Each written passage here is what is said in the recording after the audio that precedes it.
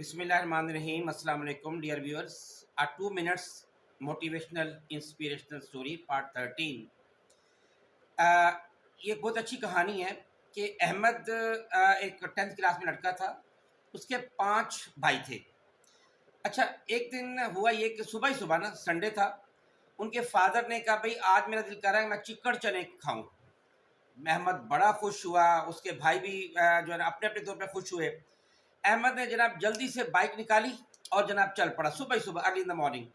चिकड़ चने की दुकान पे शॉप पे पहुंच गया। उन्होंने उससे जाके कहा जी मुझे चिकड़ चने जो है ना वो 100 रुपीज़ के दे दें।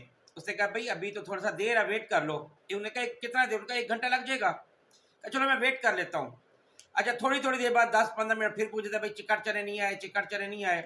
तो दुकानदार ने कहा यार आखिर बात क्या है, मसला क्या है कि इतना मतलब क्या इमरजेंसी पड़ गई है, कोई मेहमान आ गए। उसने कहा भाई बात यह कि मेरे वालिद साहब नहीं बल्कि मेरे मुर्शिद ने मुझे जरा चिकड़ चने की ख्वाहिश का इजहार किया और मैं चाहता हूं कि मैं जल्दी से जल्दी लेकर जाऊं। उसने कहा मुझे समझ नहीं आई, वालिद साहब या मुर्शिद?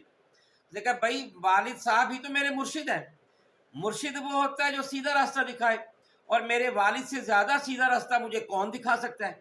उन्होंने मुझे हमेशा सीधा रास्ता दिखाया, मुझे सही बात बताई, तो मैं तो उनको पीर व मुर्शिद का दर्जा देता हूँ। इसी बातों में रेडी वाले को खास समझ तो नहीं आई, लेकिन वो बड़ा इम्प्रेस हो गया ये बात सुनकर।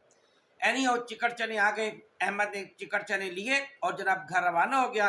अपने वालिद साहब को जाके पेश किया, और ये सबसे पहले से जाके पेश किए, और इसके वालिद साहब ने इसके लिए ढेर सारी दुआएं दी।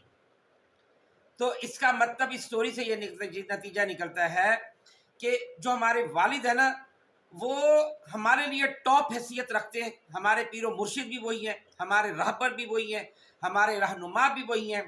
और याद रखें कि वालिद की रज़ा में अल्लाह की रज़ा होती है, और वालिद की नाराज़गी में अल्लाह की नाराज़गी है। यानी अगर आपकी अब्बू आपसे खुश है अल्लाह आपसे खुश है, और अगर आपकी अब्बू आपसे नाराज़ है तो अल्लाह आपसे नाराज़ है। और अगर आपके वालिद कुछ भी कह दें, कभी उनके सामने उफ भी नहीं करना, उनके सामने हमेशा सर झुका के रखना है, और कभी उनकी आवाज़ से अपनी आवाज़ ऊंची नहीं होने देनी। और जब आप बड़े हो जाएंगे तो अपने वालिद की उसी तरह ही ख्याल रखना है जिस तरह उन्होंने बचपन में आपका ख्याल रखा।